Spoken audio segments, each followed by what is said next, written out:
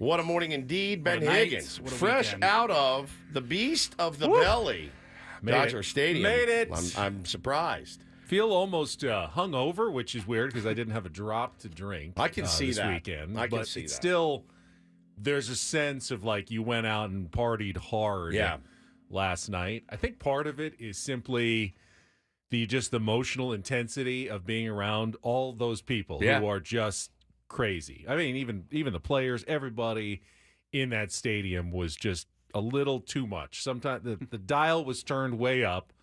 Of course, the dial is turned way up on their speakers. It is so loud. They play their music and their organ and their in-game entertainment so loud there at Dodger Stadium, you cannot even hear your own thoughts.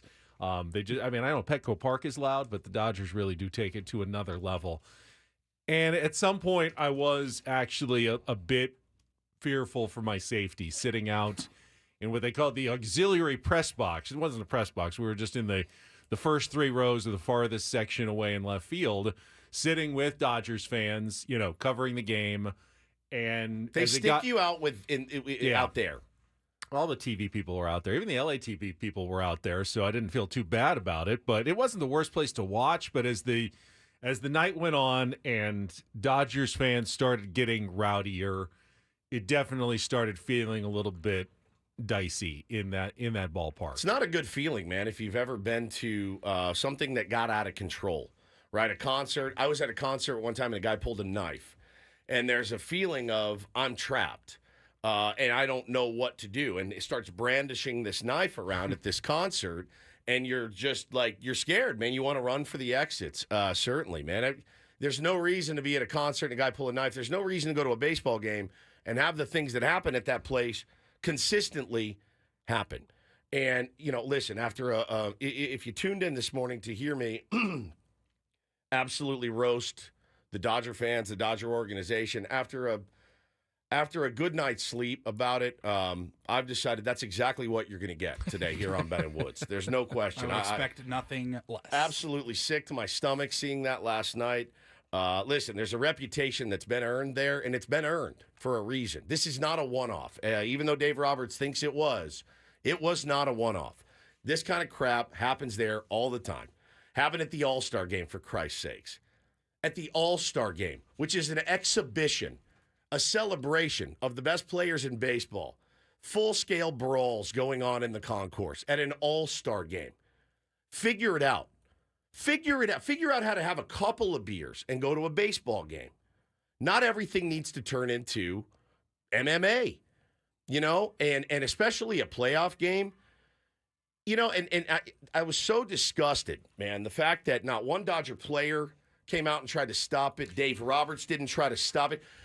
They sat there with their hands on their hips, and they watched their fans throw garbage and bottles into the bullpen, into right field, in a baseball at Profar in left field. It's pathetic. They should be embarrassed. And I'll tell you where it starts with that organization. It starts right at the top with Dave Roberts. That dude is the first guy out of the dugout every single time, pointing, riling up his players, riling up his fans. He's the first one. And I know he's well-liked in this town. I don't give an F. He's the first one. It starts with him. All he had to do was walk out there and say, knock it off. You saw the Cal coach do it against the Aztecs a few years ago. You've seen it done 1,000 times. He sits in the dugout and doesn't do a thing. In press conferences after the game, he talks about, we took exception to this and we took exception to that. I take exception to you being a really, really crappy leader and an instigator every single time. We've been going through that with this guy for years. All the way back to the Andy Green days. All the way back to the Andy Green days. It starts and stops at the top, and it's pathetic. And your fans are pathetic. And you're scumbags. You're scumbags.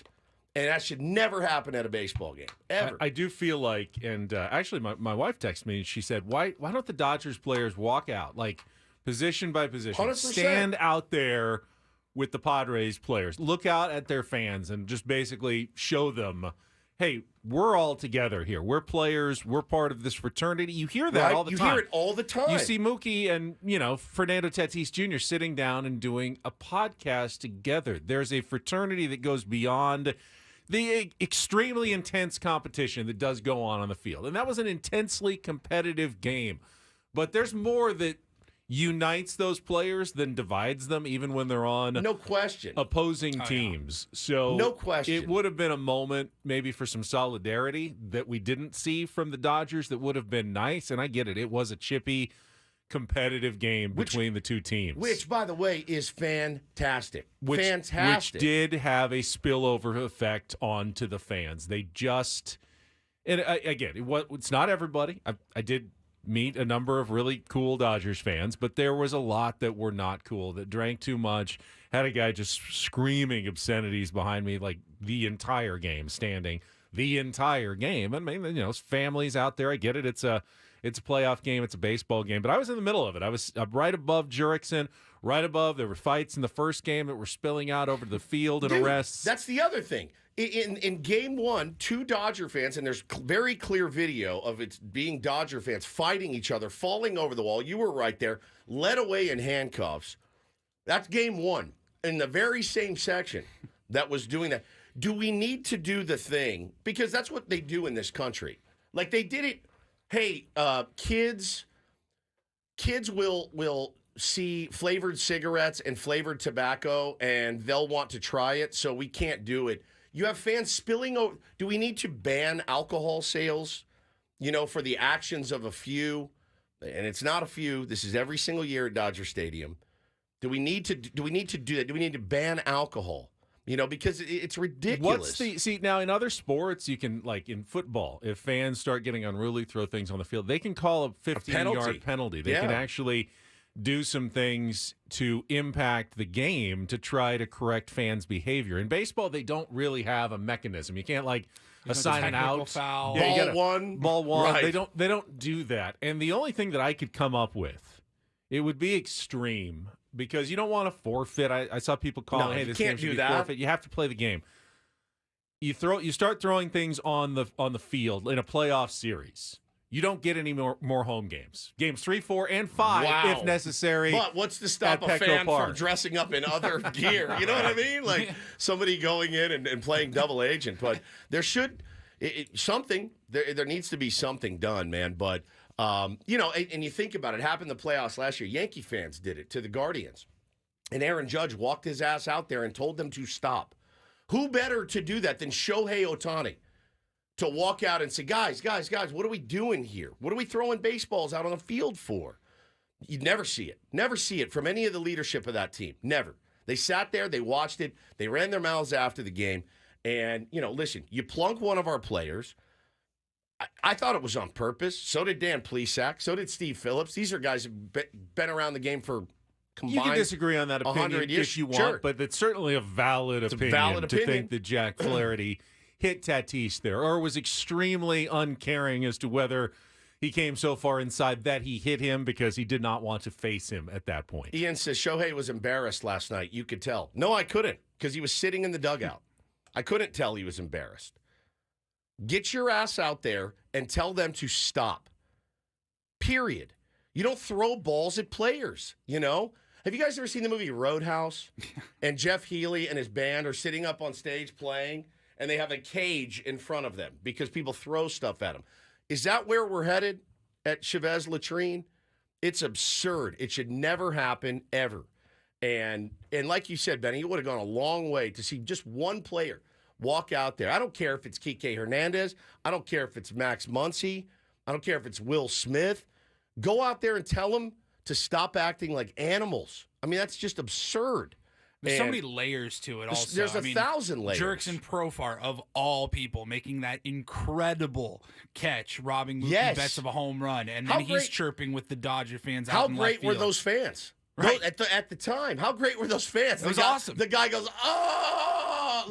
That's a great moment for the game. Great moment. And they all hate Profar for reasons like Will Smith calling him irrelevant. Absolutely. Dave Roberts years ago saying, we took exception to the way you don't hit a home run off a Hall of Famer like Kershaw. Right. Blah, blah, blah. So when you hear that as a low IQ baseball fan like these Dodger fans are, they take that and run with it. For years and years and years. I mean, what a cool-ass moment. What a cool ass moment. And again, let me credit those fans at the time there for going, oh my God, this was amazing. And Profar not saying anything, just jumping up and down and then turning around, firing the ball. And I talked to Jurickson after the game. And Can they not make a distinction between that and what they do? I don't think he even knew that the stadium didn't know that he caught it. You remember, he's just caught this ball. Right. He kind of assumes everyone saw him catch it. He doesn't see. He's facing away from Mookie running around the bases. I mean, he's looking at these fans. He's jumping up and down excitedly. I think he kind of felt like everyone knew he caught it, and everyone was cheering because he just made like the most insane home run robbing catch of his life. He's never robbed one. Yeah. He wasn't really slow playing it. He was excited and celebrating and just facing the direction of the fans where he had caught it, and it was like really happy. Look at the smile on our YouTube stream. Look at the smile on his face. Like, it was incredible. God. It was cinema. It was pure cinema. And then later in the game, a video surfaced last night. You probably saw it if you were on social media.